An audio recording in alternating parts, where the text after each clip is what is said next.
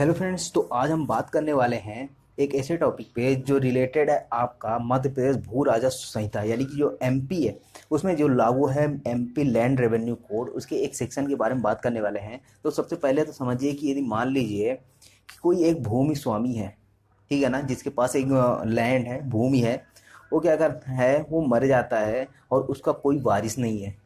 ठीक है, क्या, ध्यान से सुनिए कि वो मर जाता है, उसका कोई भी वारिस नहीं है, तो उसका जो प्रॉपर्टी है, उसका जो भूमि है, वो कहाँ जाएगा, ठीक है ना, उसका क्या होगा। तो ये बात करता है आपका जो एमपी लैंड रेवेन्यू कोड है, उसका सेक्शन 177 बात करता है कि खातों के निपटारे, डिस्पोजल ऑफ होल्डिंग्स के बारे में बात करता है। तो यहाँ पर क्या है कि यदि मान लीजिए कोई बिना वारिस के मर जाता है, तो उसकी जो प्रॉपर्टी है, जो उसकी भूमि है, वो कौन ऑक्यूपाई कर लेगा, कब्जा कौन कर लेगा, तहसीलदार अपने कब्जे में ले लेता है।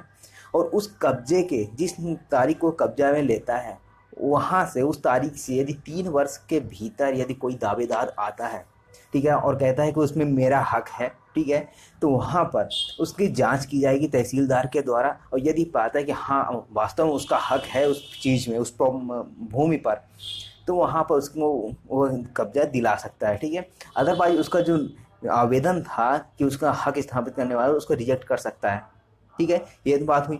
अब यहाँ पे यदि जो रिजेक्ट किया जा रहा है इसका आवेदन तहसीलदार के द्वारा, तो वहाँ पर ना तो जो ऐसा आदेश किया जाए रिजेक्शन का, ना तो उसकी अपील होगी और ना ही उसका रिवीजन होगा, अर्थात ना ही अपील और ना ही पुनरीक्षण होगा उस आदेश का।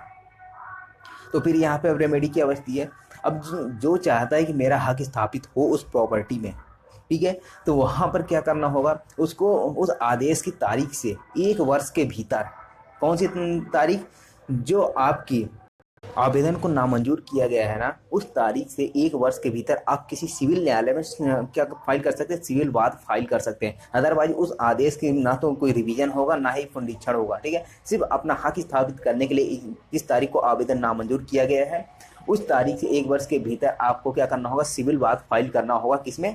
सिविल न्यायालय में फाइल करना होगा। ठीक है, अब यहाँ पर यदि मान लीजिए कोई सिविल वाद फाइल नहीं किया जाता है, तहसीलदार के कब्जा की तारीख से 3 वर्ष के भीतर यदि कोई ऐसा आवेदन नामंजूर जो किया गया था उसके विरुद्ध कोई सिविल वाद फाइल नहीं किया जाता, ठीक है, 3 वर्ष के अंदर कोई दावेदार वहाँ पर उपस्थित नहीं होता, तो वहाँ पर क्या किया जाएगा, तहसीलदार के द्वारा उस प्रॉपर्टी को, जो मृत भूमि स्वामी है, उसकी प्रॉपर्टी को नीलामी के द्वारा सेल कर दिया जाएगा।